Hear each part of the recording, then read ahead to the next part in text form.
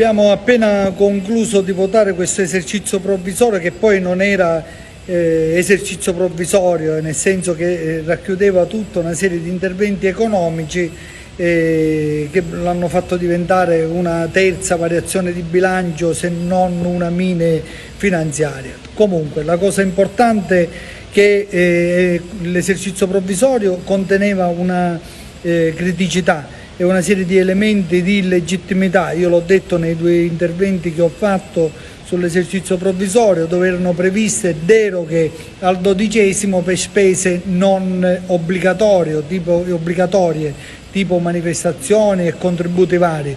Abbiamo presentato un emendamento che è stato votato dall'Aula, ma è stato votato con il parere del Governo, perché prima portano gli atti che sono illegittimi, poi noi gli facciamo rendere conto che ci sono delle illegittimità e sono costretti a dare parere favorevole ai nostri emendamenti che vanno a ristabilire la legittimità, perché, ritorno a dire, prevedevano delle deroghe al rispetto del 12° su spese non obbligatorie.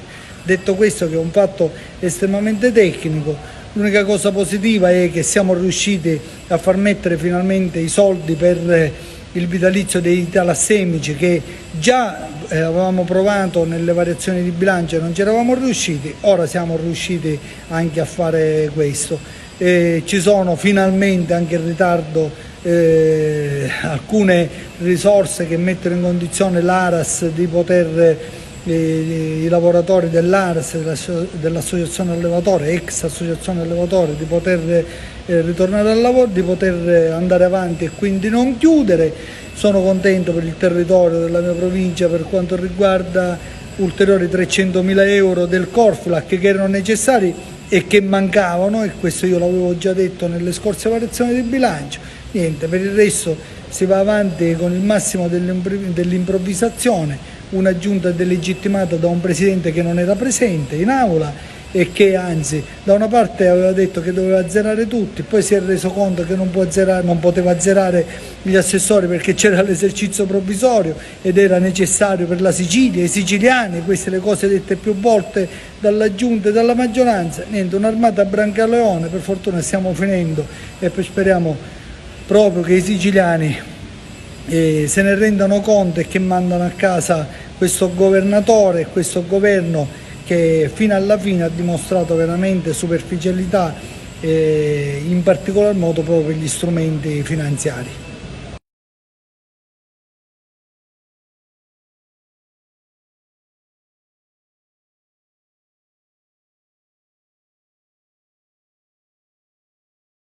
Lei avrà visto che anche gli emendamenti pochissimi che abbiamo presentato sono stati 3.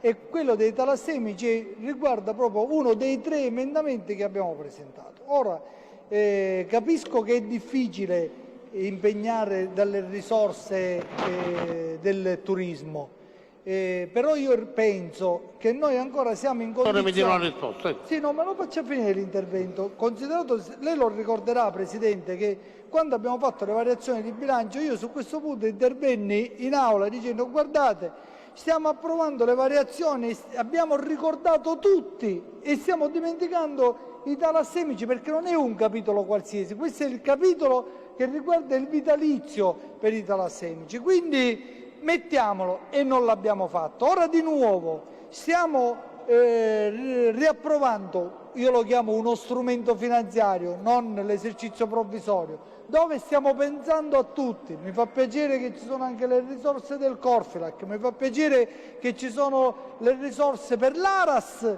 però guardate che stiamo dimenticando solamente i talassemici, quindi facciamolo uno sforzo tutti quanti, si tratta di 450.000 euro e chiudiamo veramente la partita in maniera seria. Allora, io la ringrazio perché sono sostanzialmente d'accordo con lei.